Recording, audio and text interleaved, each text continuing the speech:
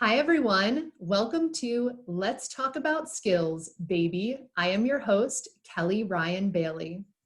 Each week, I chat with inspiring visionaries about the skills that make them successful, how they developed those skills, and their innovative approaches to improving skills-based hiring and learning around the world.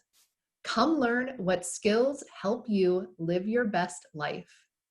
Today, we're joined by our guest, Warren Kennard. Hello, thank you for joining us. Yeah, wonderful to be here. Thanks so much. And thank you. I know it's a little early on your end, so I extra appreciate the time.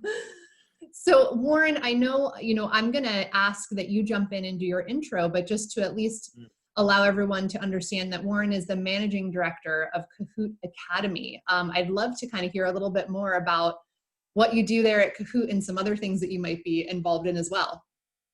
Yeah, no, wonderful. And as I said, thanks very much for having me. And yes, it is early, so if I stumble on a few things, please forgive me. We certainly will.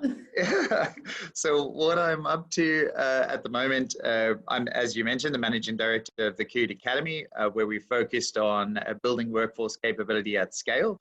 And we do that in an online people-mediated learning experience, which is really awesome work that we're doing, which I'm looking forward to expanding on.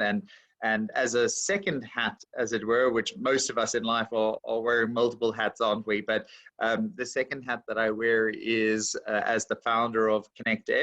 And Connect is a project focused on a course in EdTech and higher education strategy for higher education professionals, helping them at this very interesting time for higher education to build capability and build strategy for their success. So those are the two things that I'm principally occupied with at the moment. Very cool. Thank you so much. I didn't even know that. So this is super interesting. Well, beyond what it is that you're involved in right now, Warren, I think we'd love to hear a little bit more about what's kind of led you here today. What are some of the things throughout your life that you would consider maybe like the highlights, or you can dive into those highlights too? Yeah, it's a very broad question, and I don't want. I'll try and make it as potted and exciting as possible. But the short story is that I fell in love with higher education and skills really through the conversations with my parents. Like I suppose many of us start off being inquisitive and trying to be curious about the world and what it can do for us and the potential that it can have for our careers and our lives. And my parents were obviously very adamant that we get an education, that knowledge was in those days very much considered power, and it would get you a leg up in the world. So while I wasn't classified as university material at that stage, and my grades weren't all that fantastic, I recognized that this was my opportunity to thrive, to choose something that I really enjoyed and follow that. I didn't get it right initially in the sense of choosing my own destiny. My parents again were very instrumental in what I studied. So I was considered myself quite a late starter when it comes to that. I was very interested in sports and just generally was a bit confused about exactly what I wanted to achieve in the world and what the world was all about. But they put me onto a marketing track and at a private institution in South Africa, in Cape Town. And I really thrived. And I think it was the getting out of the school kind of environment was really important for me. Learning from really wise and interesting people was terrific. So there was a great deal of professors and lecturers that were giving us some awesome insights, and I suddenly realized, okay, there's real power in the ability to transfer knowledge when one's really interested in that subject matter, and this is how I could see myself kind of getting ahead and doing the things that I wanted to do. So that was my initial foray into the higher education environment. I subsequently was employed by that same institution that I studied at.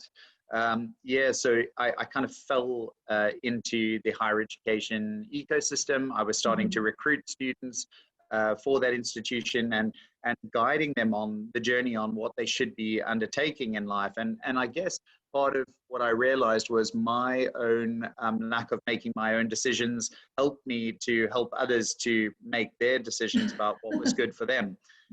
So we used to have wonderful conversations with students about what their futures look like, what they would like to achieve in life, and then direct them onto programs. And the rest, as they say, is history. I've been in higher education for about 20 odd years, done a number of roles, actually very many roles, and worked at many institutions, and I've done consulting as well. So I've been in a broad cross section of the higher education ecosystem, mainly from sales, marketing, and business development and partnerships kind of arena. And then the last 10 years of my career have been focused on online higher education. And again, just slightly diversified more into the small private online courses that are more for lifelong learning. So that's like just the little backstory. That's really great. I'm envisioning, like, as I heard the beginning of the story, I'm envisioning sitting around the dinner table, perhaps with your parents and them sort of like guiding you. Was there anything in particular? Because I think back to my experience like that. And I don't know if this was the same with you, with your parents. My father was a dentist. So basically my track was to take over his dental practice. I had no other say in the matter at the time, but were they pretty adamant about what direction, or were they trying to like gather from you what might make the most sense, based on what areas you sort of excelled at? Yeah, so my father is very technical. So yeah, he's an electrical engineer by trade, and my mom did various bits and pieces of work. But really looked after us was her primary, and that would have been hard with the three kids, and especially me. I wasn't that easy to manage. So I can imagine that was a full-time gig. But there was no expectation on my future. They definitely tried to coach and advise me, but it's so sad when I look back now at how ignorant I was about what opportunities there are and how callously I made these decisions and haphazardly made these decisions. And, they just thought I'm really good. I was a reasonable communicator at that stage, and I could be quite persuasive, and I enjoyed, the sales and marketing part of it. And I enjoyed what was happening with brands and so on. So it was also through consultation with that institution that, helped me formulate that path, but it felt like a generalist program that one could dive into. Yeah. Yeah. You're reminding me of my choice in school at the time, probably not anything to do with work, potentially to do with surfing and the location, but yeah. No, I resonate with that completely. It is funny to look back and remember like how, especially when you're young, that these sorts of decisions, your mind isn't anywhere near there. So now, like with this academy that you attended, because I love that concept that they worked with you to sort of like pull out from you those areas that may have been your strong points and kind of lead you into a path, which is just fascinating. Was this something that was really personalized to you? Did they use any methods at the time that you recognize now as like a process, or was it more just like one-on-one conversation? One-on-one conversation. And now I did, now that you remind me, I did some psychometric testing as well at when I was 18 or whatever, just dawns on me now. But the insights weren't wonderful. They actually recommended botany to me, so working with plants or something, which I don't recall having an interest in. But so, and then having various chats with people, having been in the sales environment within private higher education, it again reflects on me that, we will obviously steer people towards a program that one offers because that's commercially astute. So there is that part of it. Was there some kind of formal process? No, I don't think there was. I think there was a genuine interest from the people that were trying to advise me to helped me. I do think that, but gee whiz, was I, very much wet behind the ears and didn't really give this too much thought like you. The surfing was much more interesting for me, and so no, I don't think I had a great experience with finding my path. That's really so. So tell me more about this. I'm like, again, I'm picturing this academy experience for you, and I'm just, again, these like similarities that we have maybe in our background. Like I was much more hands-on, and I wonder if you were the same, and if that was sort of an experience that you realized with this particular school, because you've mentioned these amazing professors and people that you were learning from. Just trying to get at, was there like a different experience to that, or was it typical learning as we might refer to? Back then, Yes, if you will. yeah. It was very traditional.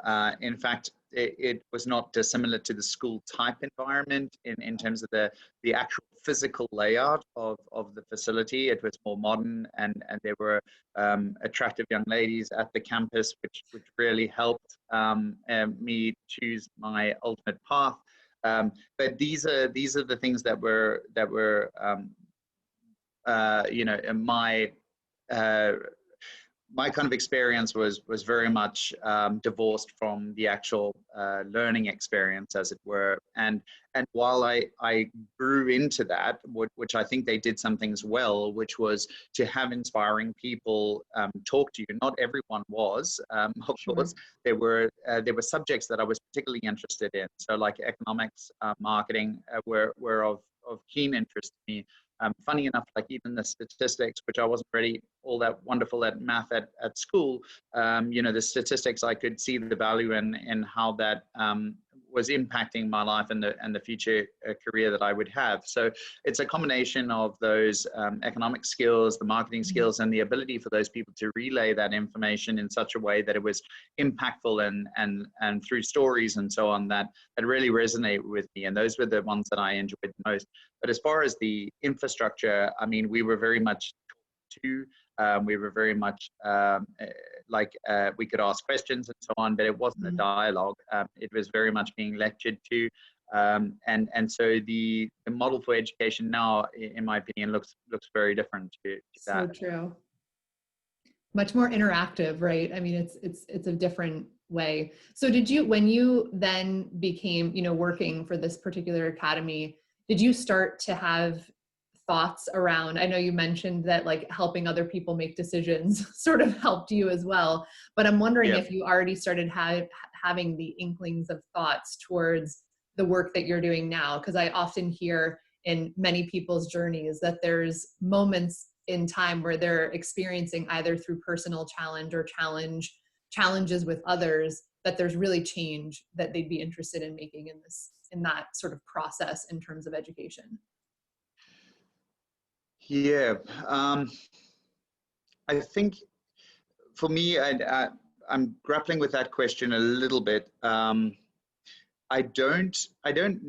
think my path was more organic than determined in some way. I think I had to get exposure to different things, and as I started realizing more, and there were wise people kind of in my ear throughout my career, peppering me with some insights and thoughts, and kind of helping me to round out what that looks like, what good looks like, and what I want to achieve in the world.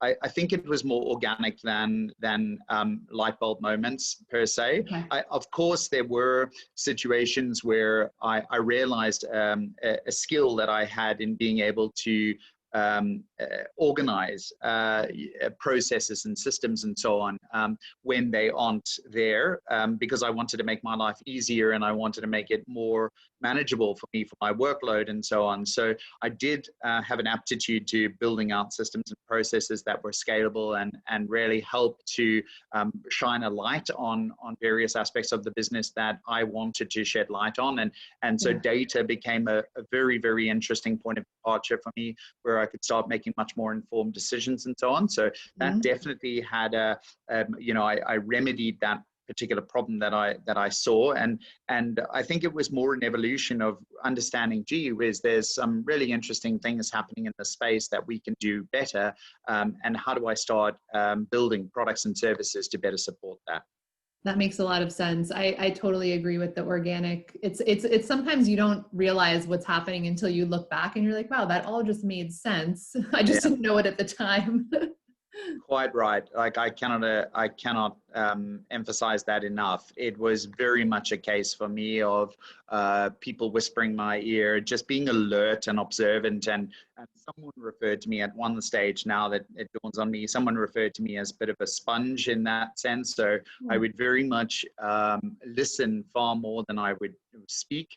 I think I should still do more of that now, but so I used to be very attentive to what was happening in the room, and learning what my deficits were and where I was strong and where I could complement that conversation and learn. So I was very much a eager learner. I think was probably a very key skill that I developed at an early age. That is an amazing skill. So would you say, in terms of your eagerness to learn, and when you think about this, again, retrospectively, because at the time we don't realize these things are necessarily happening, but if you look back now with the view that you have, would you say that there were certain skills like this eagerness to learn that really stood out in terms of what led you here today? Yeah, I think there's I'm very much a type A personality, and I was very ambitious and very eager. I always had this philosophy that if I was going to be working, for a vast majority of my career, that I might as well do the best that I can and try and achieve as much as I possibly can. And I suppose as one gets older and hopefully wiser, one kind of realizes that there's more to life, and there's the opportunity to give back to communities that are desperately seeking the same wisdom and insight and help along the way, and also to shape out and round out a society that we want to be part of. So I think that's been an evolution for me. The skills that I realized that I had was very much in this networking, being able to be a persuasive communicator, getting my point across, not at 6:30 in the morning, but getting my point across as succinctly as possible, and then being wise to those opportunities. So I think that was being able to connect the dots and seeing, wow, there's some real deficits here. This is a skill that I have. This is somebody that I know that I can connect into that piece and work with them, and be kind of a middleman for that conversation, has been very much the glue of what I've been doing over the last period of time. So yes, the networking element, the being able to communicate with authority, being able to look at a situation and identify the opportunity in it. So very much having this growth mindset has been incredibly important for me, and to try as far as possible to see opportunities instead of problems in the way. So problems just are obstacles to be overcome, and so having that mindset has been helpful for me. I don't know if I answered the question. Sorry, I think I. No, you did. You did. Okay. It's like I mean, in the world of skills, we tend to refer to those as resiliency skills, but I still call them growth mindset. Some people might like to say life skills, all the good things. Would you say that you feel like that was really a combination of life, education, work, or would you lean more towards these skills that you feel are making you successful were more geared towards education? As in like where you learned them? Yeah, I think it has to be at the intersection of the two. I think that without the grounding, without the knowledge, those skills aren't really meaningful in some way. So I think one has to have a combination of the two. So life gets in the way, but then you have the kind of the foundational experience and understanding of what it is, the subject matter that you're learning and so on. And it's the intersection of the two that really is where the sweet spot is and where the magic happens. But if I were to lean in one direction, I would say probably life is probably a better teacher than academic institutions in that particular vein, albeit that we're trying to do something about that in the academy. Definitely. Well, let's definitely shift gears over there, because I'd love to hear maybe a little bit, like, this is now in your mind, obviously, this like intersection. And, I love the way that you guys are doing something a little outside of the box, really enjoying a lot of the content. But let's talk a little bit more about what you're up to there, and maybe that how you're handling that intersection as well. Yeah, wonderful. So thanks for that. So the Kahoot business has been in operation for about 13 to 15 years in that order. And what they realized, because I wasn't part of that business at that stage, but what they realized is that people avoid in this learning experience, and not dissimilar to some of the stuff that I was talking about earlier, where you were being spoken to as opposed to enjoying a conversation. The Kahoot team were very cognizant of that and wanted to make that learning experience fun and engaging. So fun and engaging has been part of their mantra for quite some time. And the business started off doing a series of kind of managed webinars where they would work with professional associations by and large to deliver continuous professional development learning and offer certification and so on. And the business then evolved into developing a proprietary learning management system. I should use that in quotation marks, because it's not so much a learning management system, but it's far more sophisticated than that, but it's the best illustration of what it does.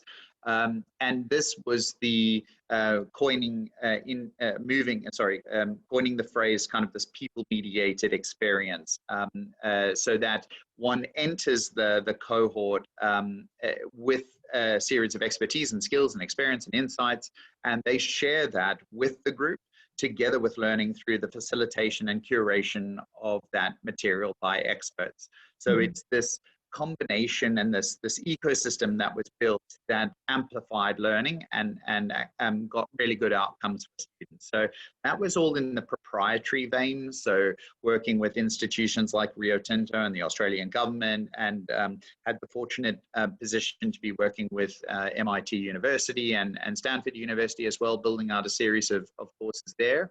And I started consulting with the business about 3 years ago when I finished off a project at Get Smarter, which was a business doing incredible work out of South Africa, where I'm originally from. And that business was sold to 2U, so the big online program management provider out of the US. And on that sale, I immigrated over to Australia.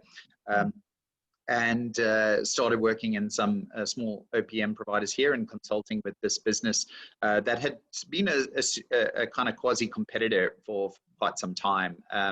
And what I realized is that this platform and the way that they build learning was just far better than what I had seen before, and far more inclusive and far more aligned to what I had hoped for a vision for higher education. And then rounding that out to what we're doing now, the opportunity to build an Academy of Future of Work courses has been something that I've done at a few institutions, also RMIT Online.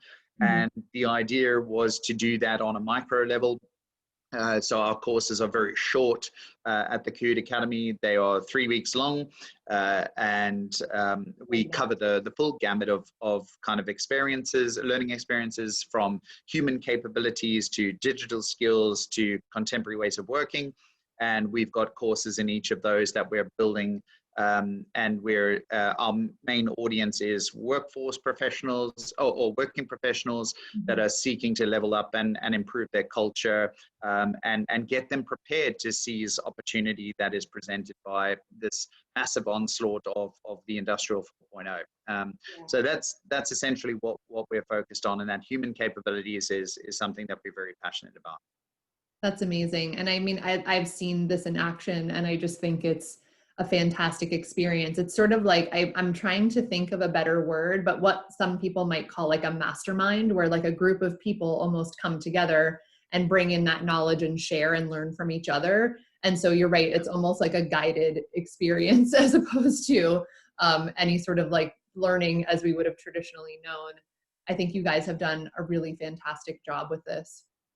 Yeah, well, thank you, first of all. I think you hit the nail on the head there, is that we know this world is absolutely full to the brim of content.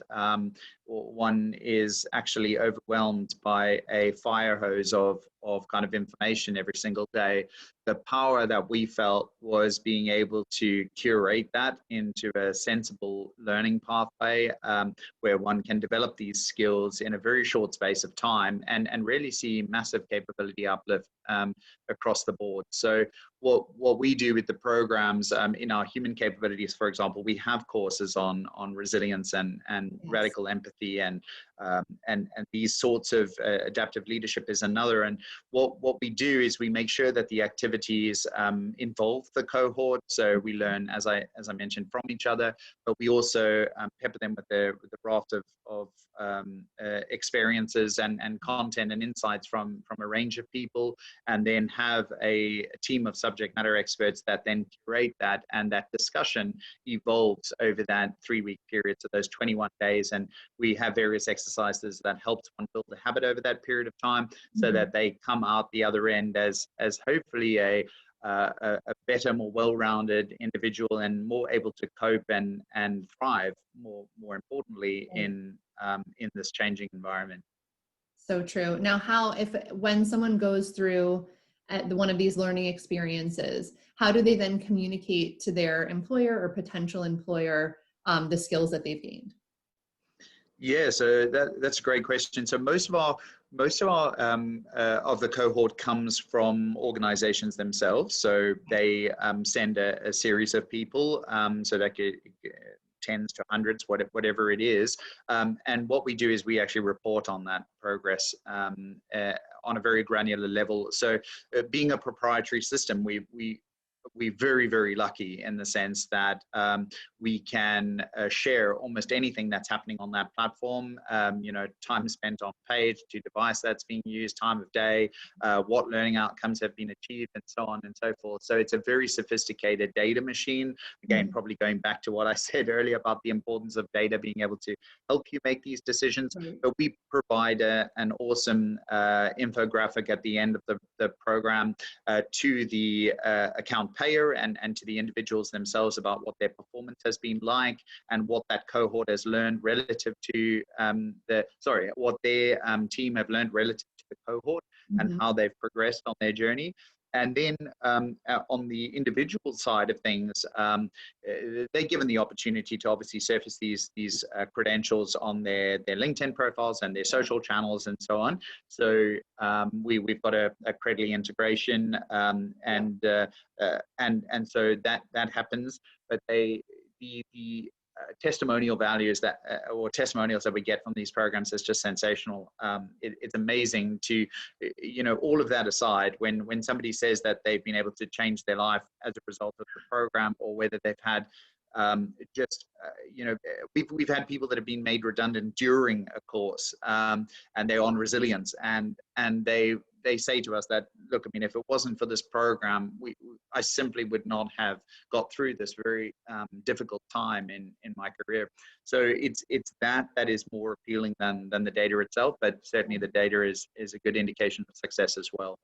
That's extremely touching. I know, and I mean, especially now, right? I can only imagine the wonderful comments that you're receiving, just helping people as they try to navigate these sort of like more extreme challenges, but nonetheless challenges, which, that happens. But now with the employers, so I'm kind of curious when I think through some of the questions that I hear from employers are that they, once someone goes through, again, this is maybe more traditional in terms of learning, the things that I've heard, but I wonder how you guys address this. So some of the things that I've heard are things like, well, once someone goes through learning and gets a typical degree or a badge or whatever, the employer is needing to reassess that person.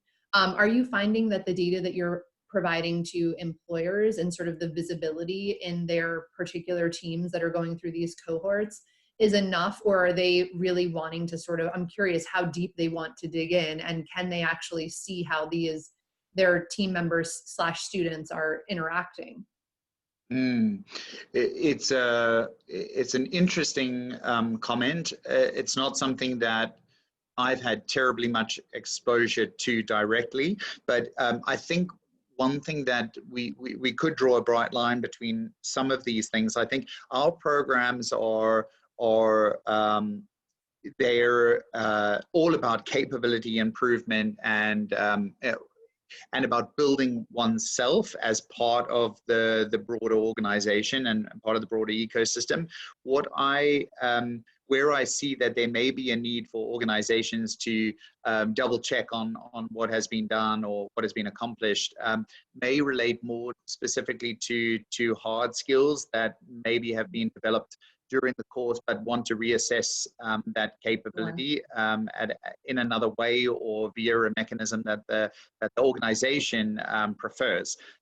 So be it that they go and do a boot camp on some kind of data analytics program or through Udacity or whatever it is, there may be another mechanism by which that organization wants to test those capabilities.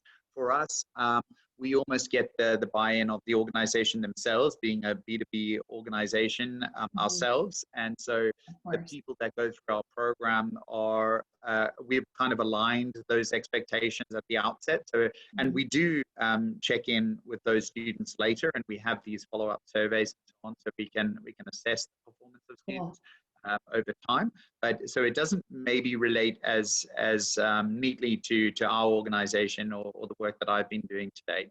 Okay, that makes sense. And now you said, I know you mentioned it's B2B, but so is the only way that someone could actually go through one of these courses through their organization, or do you guys have anything set up where people can access them directly? Yeah, absolutely not. So while we target specifically our B2B clients that we've been working with for a number of years and continue to work with new ones, the program is an open enrollment program as well. So you are most welcome, and we do find many students adopting that. So they will see something on social media and that'll pique their interest. And absolutely, we because it's part of a cohort, one learns from a team of others. We actually we've got the very fortunate position in that we can create very unique environments for different sets of people. So I know I'm rambling here, but be it, let's say, for example, an organization like Rio Tinto sends 100 people onto a design thinking program that we offer. The students that enroll separately could experience a different look and feel to that learning experience than the Rio Tinto group. So there can be some customization and configuration to the platform, but yet one can still learn from each other in a cohort that's a co-created cohort. So we do some interesting things for our B2B customers to make that experience more personalized and rich. But at the same time, we can infinitely scale the number of enrollments, and certainly individuals can enroll in our programs. That's great. And if anyone wants to go and find out more information on signing up by themselves, or an organization that might want to offer that, is that through Cahoot Learning? Kahoot Learning, yeah. So there's a website that one can go to and then make the necessary inquiries. Yes. Yeah. If there was one? I mean, I'm sure that this is hard to answer, but if there was one course, or do you call them courses? Yes, we do. Okay. Yes. If there was one course that you recommend right now on the platform, what would you suggest? Yeah, I'm a big fan. I'm a big fan of the cyber program that we're putting together at the moment. So we've got a program called Getting Cybersmart, and that program starts on the 26th of October. I launched it on LinkedIn yesterday through a post. It's still in formation, but it's a super cool and fun program. I think it's really about oneself and them as a line of defense for their organizations, but it takes into account very contemporary and fun examples of how cyber threat is taking place and manifesting itself in your everyday life. Yeah. But I just think the examples and the people that we have involved in that program is very, very cool. So if there was one I was gonna, highlight, that would certainly be it. Okay, that makes sense. Well, we'll definitely keep an eye out for that. So we're coming close to the end of our time here, Warren. I like to finish off with just maybe a little bit of an open-ended question. Obviously, our audience has learned so much today, hopefully just as much as I have. But is there any parting words that you'd like to leave with them? And that can be anything on, life experience to your organization. Happy to, think outside the box. Yeah, it's a wonderfully broad question. So I'll probably lean into one probably a little bit closer to my heart at the moment, and this speaks to the radical displacement that we're seeing. As I mentioned before, I'm focused on a project in higher education at the moment as well, and my eyes have truly been opened at the scale of dismantling of our current institutions, and that being massive layoffs and furloughs from a myriad of people, and large scale numbers here. So what my message to those people is I'm a firm believer, like you, of course, that skills are the way forward to make one more employable, to allow them to open their eyes to see wonderful opportunities that exist in this space. In this time of uncertainty, there are wonderful opportunities to be had, and skills and through conversation is going to be the way that we unlock some of those potentials, and nothing more than having deep empathy. So our courses on empathy and resilience and so on are definitely aligned to that space, and also the entrepreneurial skills that one needs, because now more than ever the giant corporations are getting smaller and smaller in number, and they are not going to be our lifeblood. The lifeblood of the economy, and certainly for ourselves, is going to be in entrepreneurial pursuits.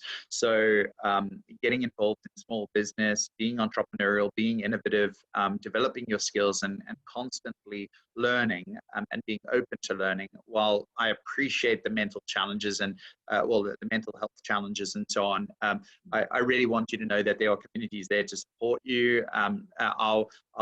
We don't say that we're helping you with your psychological well-being, but we certainly are helping you develop the skills that are going to make you more employable, and to ensure that you get the most out of this difficult time. So that's probably, it's a lofty answer. Sorry.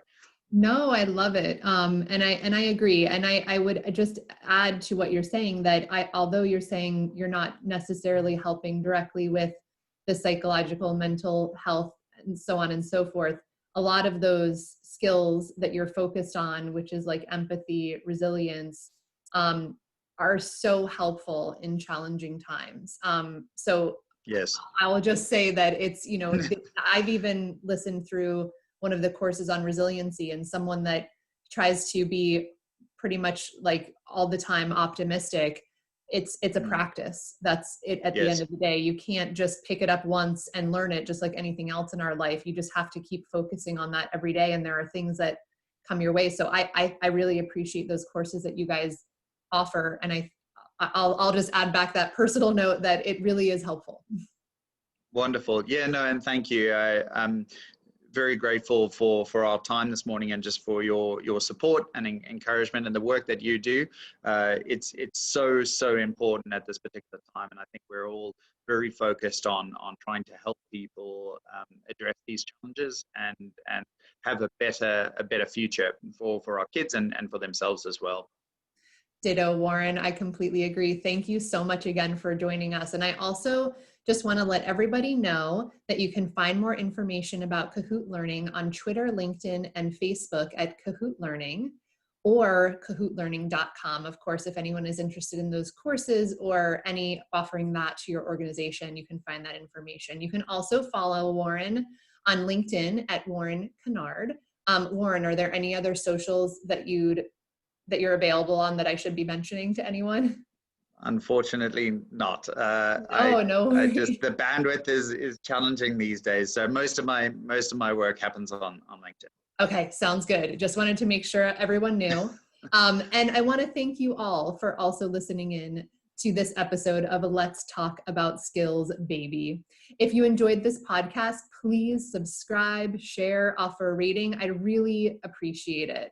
You can also find me, Kelly Ryan Bailey, on all the socials at Kelly Ryan Bailey. And we appreciate your time today, everybody. Hope you have a wonderful day. Bye, Warren. Bye-bye.